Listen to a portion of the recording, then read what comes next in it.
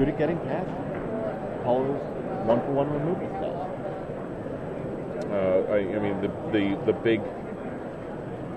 big mass removal spell he has is Black Sun Zenith. He's got 3 of those. Which is still not great at dealing with stranglehold guys. Right.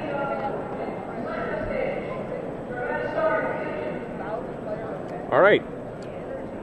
Round 14 coverage of Grand Prix Baltimore. In the booth, Steve Sadin along with me, Sheldon Menery. We've got Nate Price over there in the control room. Rashad Miller out on the floor. You see, both of those players are indeed not Jackie Lee. That's Jackie Lee on the left, and Paulo Vitor Dalmadorosa on the right. There's Jackie Lee. As you said earlier, and there's PB. You said earlier she's been a strong PvP player for a long time in the Northeast. Didn't take the game all that seriously. Definitely competitive, but she wasn't putting a ton of time into it. She won a qualifier for Pro Tour Honolulu. Decided that she was ready to take her game up a notch. Started off that Pro Tour with a 5-0 record in Standard. Sputtered out a little bit in draft. Ended up finishing right outside of the money. Comes back here this weekend. Still clearly on top of her Standard game. Now 12-1. The top 8 very much in reach. Especially as she starts off with a Llanowar Elf and a Sword of War and Peace. She not have a third land. She got a bird. I don't know if she has a third land. Doesn't look like she has got the third land. She's got Green Sun Zenith. Galvanic Class, Metamorph, another sword. I think she's thinking about equipping the sword and attacking. If PV does not have a removal spell, that would be looks like enough for him to take the game pretty quickly. Looks like he might not. Just attacking for 1. For playing a Bird of Paradise. And PV plays a Think Twice at the end of her turn. Looking for a Black Sun Zenith or a Ratchet Bomb that he can use to clear the board a little bit. See, his draw was the Mana Leak. Right. Mana Leak, extremely strong card if you're on the play. Sometimes you fail to do enough when you're on the draw, especially playing against an aggressive deck. Jackie was able to get her Sword of War and Peace in under Mana Leak mana. Paul plays another land and passes the turn. Jackie again trying to decide if she wants to play spell or equip her sword.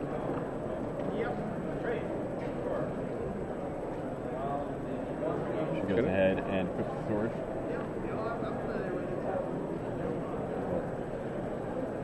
Attacking with both of her creatures. Apollo has a removal spell. Unfortunately for him, it is a Tribute to Hunger, which cannot deal with a specific creature. Forces Jackie to sacrifice her Llanowar Elf for taking 7 damage off of the Sword of War and Peace.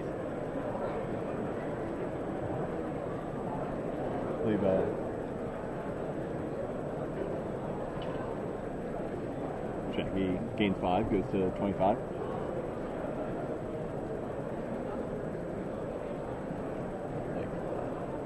Another attack from that bird should be coming up pretty soon.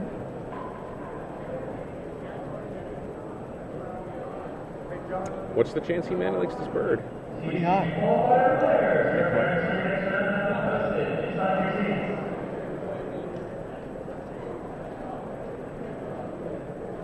PV needs to do whatever he can to put himself into a position where he can draw a removal spell and get back into the game that way. So Jackie now has to decide whether she wants to swing in with that bird or play the Green Sun Zenith for 1 for another Llanowar Elf or another bird. Imagine that she is leaning towards attacking here. She isn't that far away from killing Paulo, but at the same time, she doesn't want to leave herself open to a Liliana or another Tributary. She does indeed attack. And this attack is going to knock Paulo down to 7.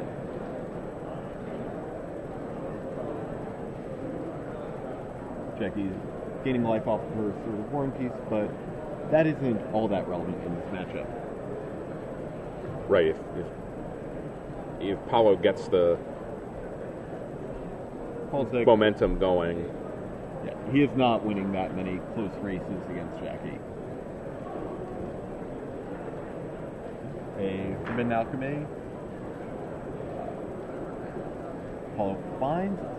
He sees a Tragic Slip in his cards, but that isn't good enough to deal with a quick bird. Does he have? He doesn't have anything in his hand, does he? He has a Snapcaster Mage that he can use if the game, if he gets to see another turn. It doesn't look like he's going to see another one. There's no Vapor Snag in his hand, is there? Nope. That no looks way to like block the flyer. It looks like enough damage coming through with him at 5. He can play up the Snapcaster Mage to get a card out of his hand, but he still has 3 cards. Still going to take 5 from it. Jackie plays a Green Sun Zenith for 2. Probably going to pick up the Strangleroot Geist.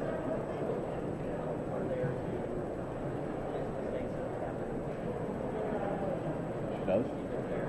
And PV playing it very cool right here. He's pretty sure he's dead on the board. Even though he doesn't have a way out of this situation, he doesn't want his opponents to know when he actually has the right out. Right. PV always play out these types of situations. Yep. And we see Jackie Lee takes game 1 from PV. What's his sideboard plan look like against her? So he gets to bring in a Flash Freeze, go for the Throat, gives him another removal spell. I could see him bringing in his 2 Nile Spellbombs to get rid of the Strangleroot Geist before they can come back with Undying. I could see him bringing in the Bloodline Keepers. Does the Spellbomb sort of dilute the rest of his package? His removal package, he's got to deal with the guys that are on the board, and secondarily the guys coming out of the graveyard. But he has a lot of slower cards though that he needs to take out. He doesn't necessarily have the time to cast Forbidden Alchemy. And he's certainly going to bring in his 2 Batter Skulls. Yeah, some life gain would probably be pretty good for him. What about Jackie? Jackie going to bring in another Thron. Probably going to bring in some of her Planeswalkers. See, she has a Garruk Relentless and 2 Garruk Primal Hunters. Probably looking at her mana bars. That can resolve. Paulo doesn't have any good life gain. Other than the Batter Skull, yeah. Mana Barb stick, it is Batter Skull or no for PV. Right, so we'll see how it plays out. Obviously, Paulo is going to be on the play going into game 2. It's not a terrible feeling for Jackie knowing that at least one more game in this match, if it goes to a 3rd game, she's going to be on the play. Definitely. Being on the play here is huge. You're able to cast a Key Threat before Paulo can Mana Leak. She can force Paulo to tap out for something like Black Sun Zenith, and then play an even bigger threat. Our text coverage match, which you can follow online, is Patrick Chapin versus Nate Chafe. Once again, with Nate's zombie decks, see how it matches up against Pat's blue-black control. I'll be very interested to hear the results of that match. We'll have Nick Bong give us the update. I think you're required to say Super Scorekeeper, Nick Bong. I don't think I'm required to.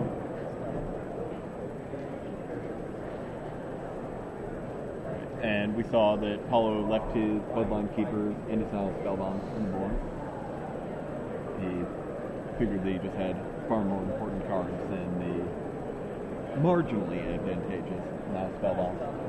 Well, the Geist is the only thing that she has that the Spellbomb is going to take out, right? Correct. Patrick Chapin is currently up a game against Nate Chase, Black Blue Zombie deck. Nate's going to be on the playing game too. Definitely gives him a little bit of a leg up. Might be able to even the matchup there.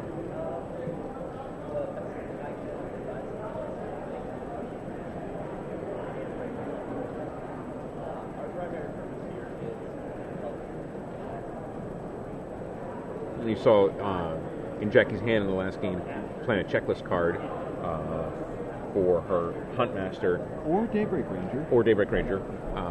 You got a pretty good look at from the overhead view right there, and you can even kind of see it on that view. Her red sleeves are definitely slightly visible enough to see the backs of the cards, which means you don't want to put the transform cards in there. Checklist card is definitely the right way to go. Now, I know a number of players, even high-profile players, have received punishments for playing flip cards in sleeves. They were see-through. Conrad Colos got a game loss yesterday for playing Delbert stickers in a non-opaque sleeve. Yeah, when in doubt, I always check with a judge. Just hand him your deck. Hey, are these see-through? PB had to mulligan to start the second game. Which is never a good place to start from against an aggressive deck. And these blue-black control decks care so much about just being up a card. Having one more answer than your contest ranks. And it feels like this Kibler build of this Jackie's deck here is not a deck that sort of goes all in on the ramp plan to get to something giant. Not at all. It's not about any one threat. It's about laying a number of quality threats on the board.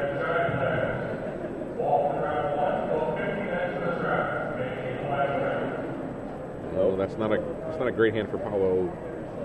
It's one land, he's shipping it back. 5. Playing from 5 down a game. Jackie kept her opening hand pretty quickly. It's really not a place that Paulo wants to be. Well, yeah, if she sort of keeps her hand, which is not necessarily a great move by a player. You take some time to consider your mulligan. For one, it might make you see something that you didn't see. When you're like, oh, I thought I had 2 green when I only have 1. You pay attention, and you're not feeding any information to the other player. Sure. You don't want to give them the idea that you have a really saucy hand. Or sometimes you do. Okay. No. There you go. Good. He caught him. He caught himself. PB almost picked up 6 cards. Realized at the last moment. Down to 5. Seems to be happy with his 5-card hand. But Jackie to start off with a Birds of Paradise. Jackie has a few choices. She can either play Strangled Geist outright, or she can play Llanowar Elf, or Green Sun Zenith for 2 to find a different Strangleroot Geist. Let's see that there is a Kessig Wolfrun sticking out of her hand. Kessig Wolfrun, not just a card for mana ramp decks, also very potent in aggressive strategies. You're pushing through those last few points of damage, always important, especially against a deck that provides control. We're gonna guess. Plays Llanowar Elf and just passes the turn. We're gonna guess that checklist card is Huntmaster, not Daybreak Ranger. Jackie has a full set of Huntmasters and only a single Daybreak Ranger, so odds are that it is in fact the Huntmaster. Look, she's playing a little tentatively here, as if Paulo has a full handful of cards. she's also trying to figure out if there are ways that she can neutralize more of Paula's cards. Right now, she waited until she had 5 mana to play Strangleroot Geist, so as to not get it countered by Mana Leak. And then next turn, when she gets her 6th land, or 6 mana source, she'll probably play her Green Sun Zenith for 2 to fetch another Strangleroot Geist. There's Paulo's Swamp, 2nd black source, but he plays the Drown Yard instead. Does not want to give away that information. He has Black Sun Zenith in his hand. Doesn't want Jackie to know that he'll be able to cast it at any point. Paula's hand is actually quite good. He has a Doomblade, a Black Sun Zenith, and a Batterskull.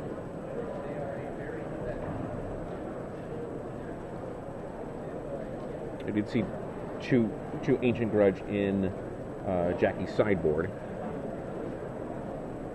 She's going to Green Sun Zenith for 2. Yep. Looking for a Strangleroot Geist.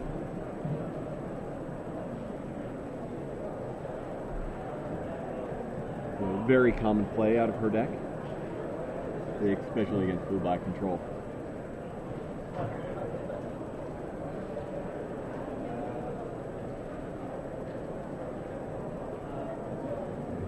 Only 2 checklist cards in her hand. So those cards, the guy's going to get into the red zone. Paul 5 is going to leave Paula on 12. And he's going to use Natalia Drown Yard on himself. See it go for the throat. And it goes quarter. Here's his Batterskull. Batterskull comes down with a Luis Scott Vargas token.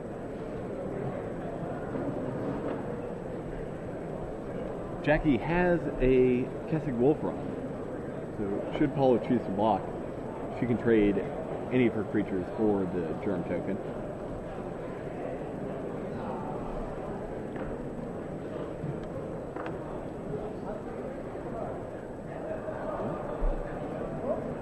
Jackie trying to figure out her attacks.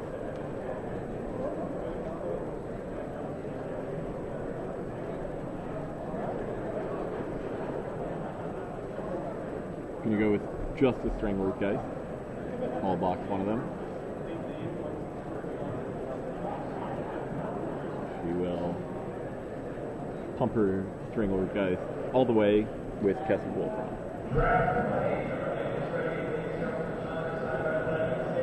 Paula's going to gain 4. Right. The Strangleroot Geist comes back into play. Undying.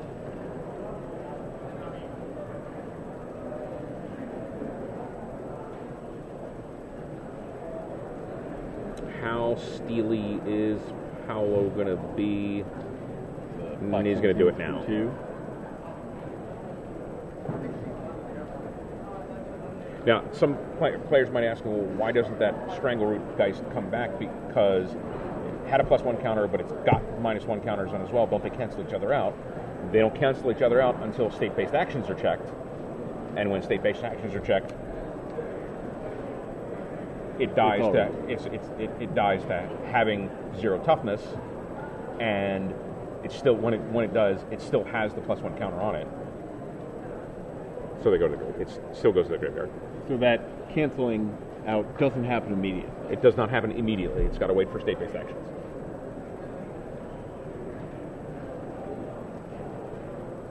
Only good to know that Strangleroot Geist is vulnerable to Black Sun Zenith.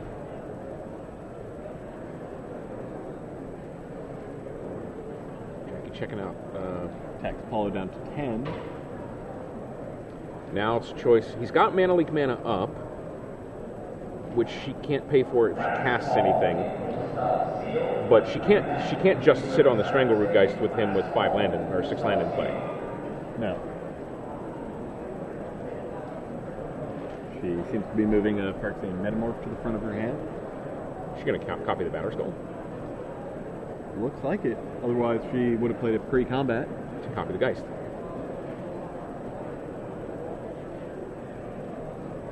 That happens. The Germ token is black, so it cannot die to the Doomblade that's sitting in Paula's hand. Clever play by Jackie. Yeah.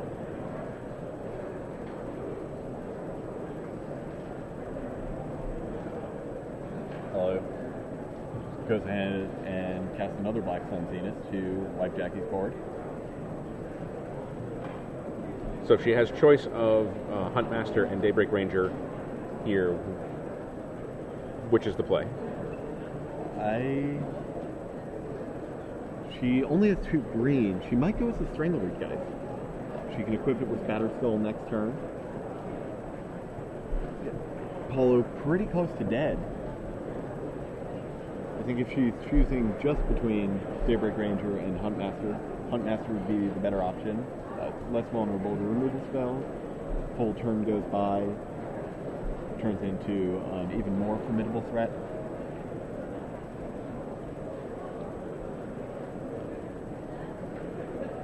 She's got 3 checklist cards in her hand now.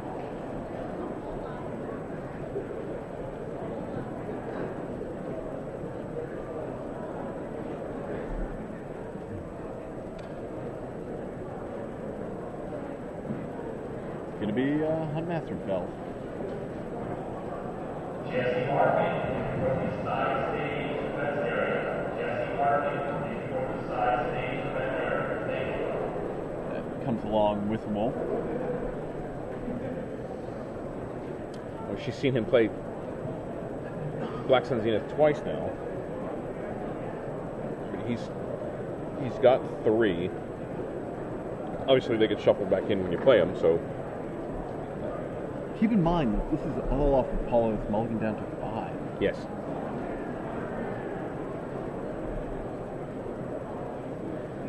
Really strong set of draws for the Brazilian pro.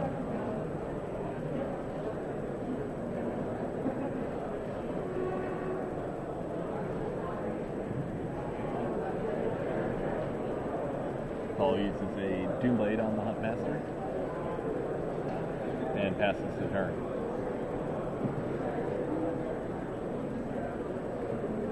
Leaves him with 3 cards in his hand.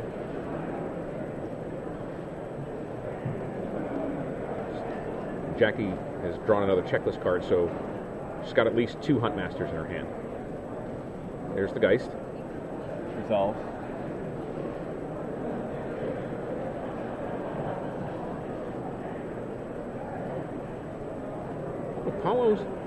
Paulo's hands are a little bit more nervous than we've seen him be before. He looks like he's sort of feeling the situation that he's in. He's really is kind of got his back up against it right now.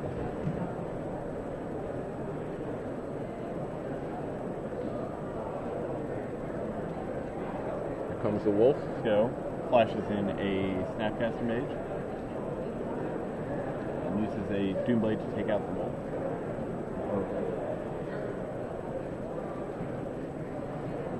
Oh. You're using the Doomblade or the Go for the Throat?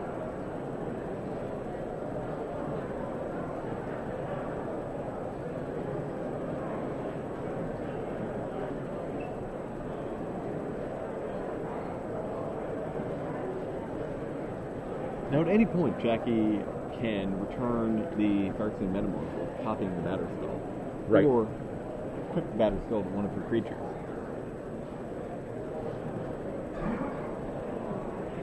He did go for the Throat. And the Geist did not get blocked by the Snapcaster. Nope. He's going to equip that up, come back in, gain some life.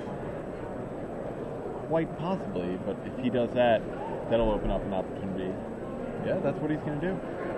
That opens up an opportunity for Jackie to equip her Strangleroot Geist and force the trade there.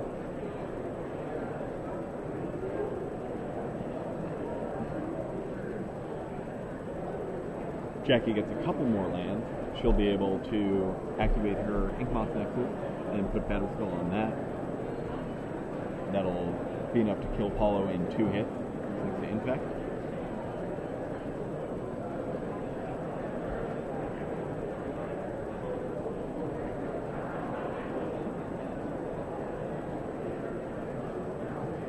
So my total's tied back up at 14-14. Remember, while that batter skull is gaining PV life, it's also dealing damage to Jackie. Right.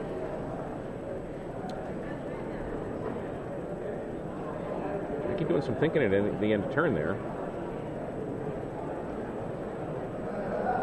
Jackie just found herself her 6 land.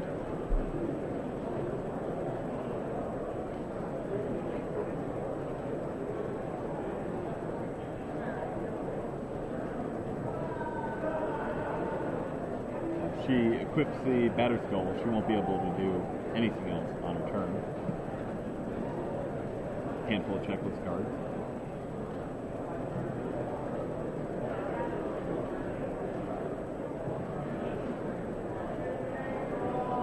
Jackie attacks, and Polo does not block. Falls back to 8. And Forbidden Alchemy, looking for a way to kill the Strangler Geist. He just found one.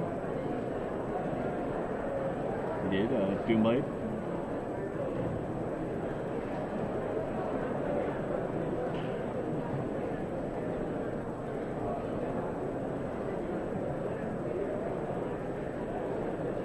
Which, of course, comes back via the Undying. And an attack. And the players again find themselves tied at 14 life apiece.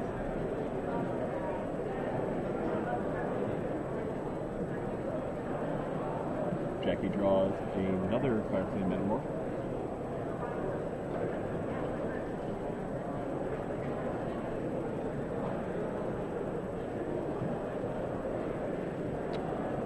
Good shot at Jackie Lee, going into the tank a little bit. 3 checklist cards in her hand. We're pretty sure 1 is the Daybreak Ranger and 2 are Huntmasters. One of them may also be Garrick Relentless. Oh, that's true. That's right. She could have decided that in. Which direction is she going to go with this? Tapping 3. Going to be another Fire Flame Metamorph. She doesn't have anything worth copying, does she? I mean, in her graveyard, worth flashing back? No, not currently. She's a Green Sun Zenith, so she can't get a ton of mileage out of.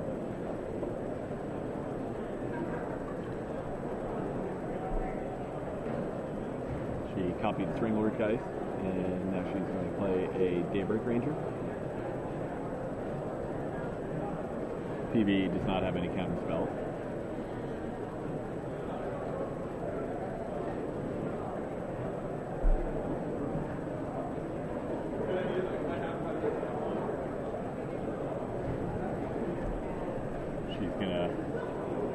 Pass the turn over to Paul, who does the sync twice.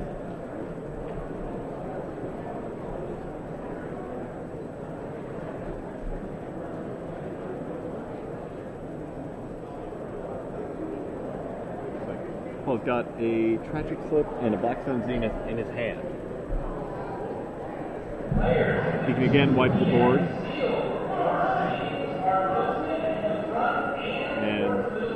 Deal with the Strangler Geist when it comes back into play.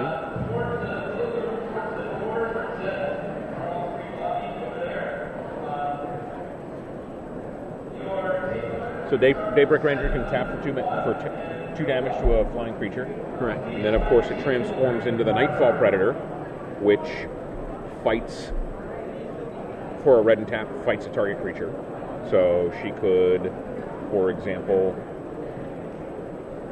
equip it with Batter Skull and have it and the Snapcaster Mage fight each other.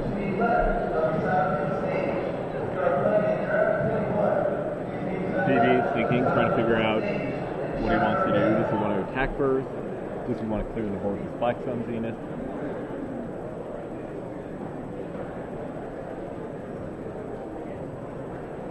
Well, Snapcaster is 6'5" right now, so he could theoretically clear the board without killing his own guy. Right. Now he also has that Tragic Slip, so should Jackie make a double block, he might be able to come out way ahead in the exchange. He is going to cast the Black Sun Senior.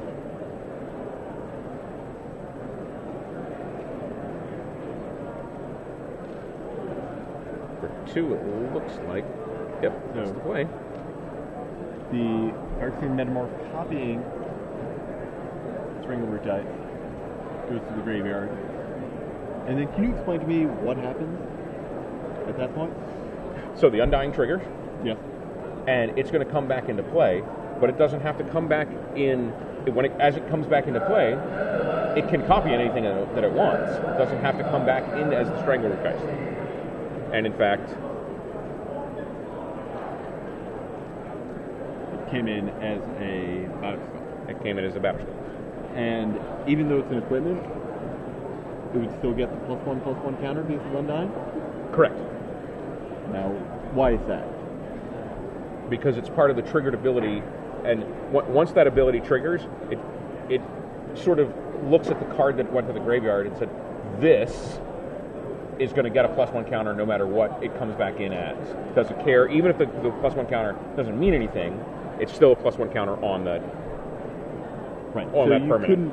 Now, while you can't put a pacifism on a Batterskull, yes, that would be a completely invalid target. Correct.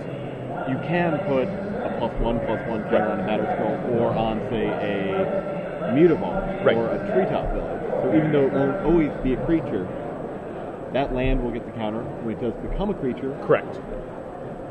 Or if you have a card like Marching Machines or Karn Silver Golem, That turns into something. Commanders stand out. Yeah. Get a little bit of extra mileage out of that. And it looks like Jackie just threw a Acidic Slime. Is going to allow her to finally kill the Batterskull. The Snapcaster Mage had 2 -1/-1 counters on it, so with the Batterskull no longer around, Snapcaster Mage is going to die as well. It was actually a huge draw for her. Yes. Apollo now digging for some more answers. What's he going to keep out of that? Like he went for the Tribute to Hunger, wants to gain a little bit of life, even if that means that he won't necessarily be able to mana leak this turn. The other option was Tragic Slip, which can't really kill anything on its own. On its own.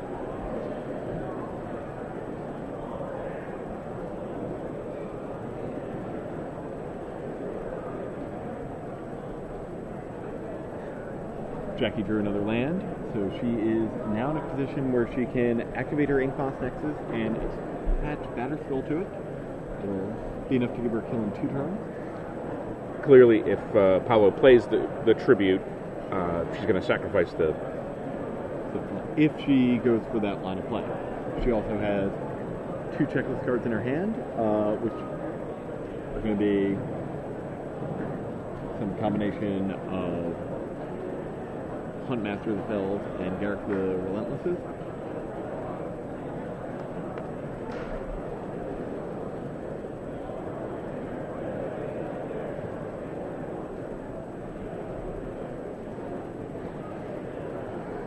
Jackie being really careful about her decision. She wants to... She's just going to attack with Acidic Slime. Knocks Apollo down to 16.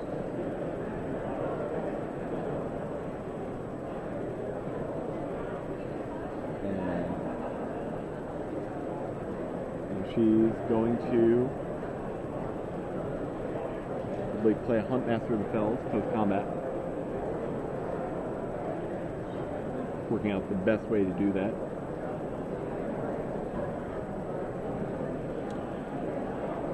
As she's working that out, I can tell you that Michael Jacob has taken his 4th loss of the tournament to Christopher Rue. Owen Turtenwald has avoided that 4th loss with a win over Miguel Cornrow.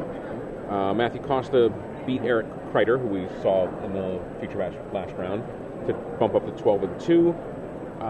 Kreider's still at 11-2-1. Matthew Griffin falls to Max Seetzy, who also advances to 11-2. And Jackie did indeed cast the Huntmaster of the Fells, which resolved. Hurt. Her threat density is getting a little larger.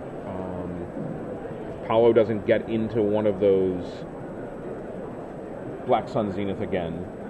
Looks like he has a Batter Skull and Curse of Death Hold. Curse of Death Hold is actually really good at shutting down Inkmoth Nexus. So even though Jackie has the Batter Skull that she could equip to it, it'll never get that chance. Right.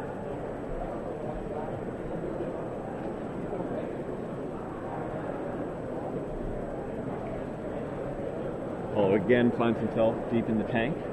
Players have really been thinking a lot on these last couple of turns. Well, even if, the Curse of Death Hold. It is a Batter Skull with a +1/+1 counter on it for shot. Awesome. The Curse of Death Hold just slows her damage down a little bit. It does, and it shuts her off the Infect Clan. Paulo goes ahead and plays Batter Skull. His turn.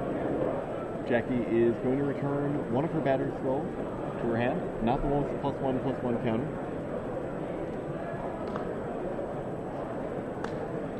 Her draw was another land. She's going to cast Metamorph. Back down. Not gonna.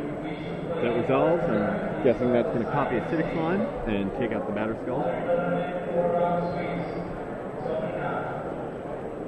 Jackie's really been doing a lot of great things with her Metamorphs this game. Okay, Paulo has a mana leak, but she can, of course, pay for it. Right. That's going to keep her off activating the Inkmoth Nexus. Or the Batter Skull. Or the Batter Skull. Another land, which she does indeed have in her hand.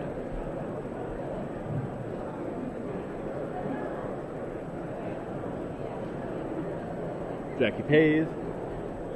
The Metamorph resolves, becomes an Acidic Slime, and takes out the Batter Skull. Before attacking Paulo down to 10. 6 damage coming in via 2 each from the Huntmaster, the Acidic Slime, and the Wolf token. So Paulo needs a sweeper right now. And even that might not be enough. Right, like because Curse of Death Hold is going to slow down a little bit, but the extra damage from the equipped Batter Skull should be enough.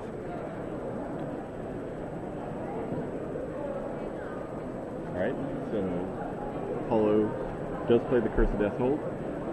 I don't think that Jackie is going to be quite able to kill Paulo on this turn, but...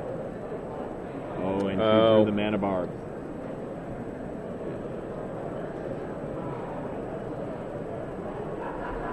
Jackie doing a quick count of the mana.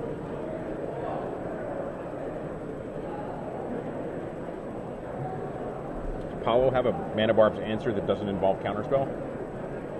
Not that Karn, but he isn't going to have enough life to do that. And keep in mind that Mana Barbs only triggers whenever a player taps a land for mana. So Jackie could play the Mana Barbs, float a couple of mana, leave a Kessig Wolf Run untapped, and then after the Mana Barbs resolve, use that mana to activate the Kessig Wolf Run and not take any damage.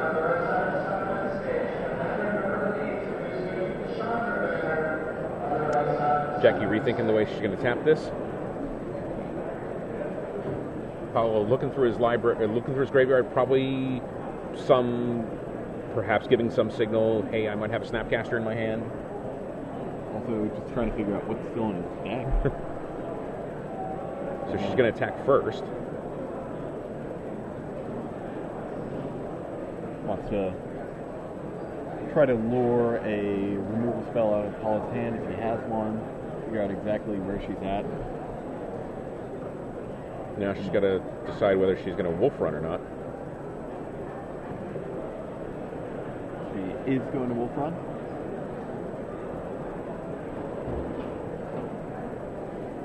Wolf Run the Wolf token. 4/5, that's going to be 9 damage. That will put Paulo down to 1, and her... Paulo doesn't play a spell, that Huntmaster of the Fells is going to transform. Upkeep. Paul's going to draw a card off the sink twice.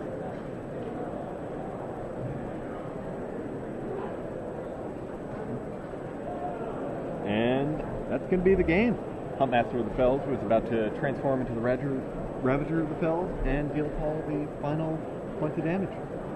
Jackie Lee now moves to 13-1, is a virtual lock for the top 8 at this point. You think we're going to get her into the booth? I believe so. So we're going to get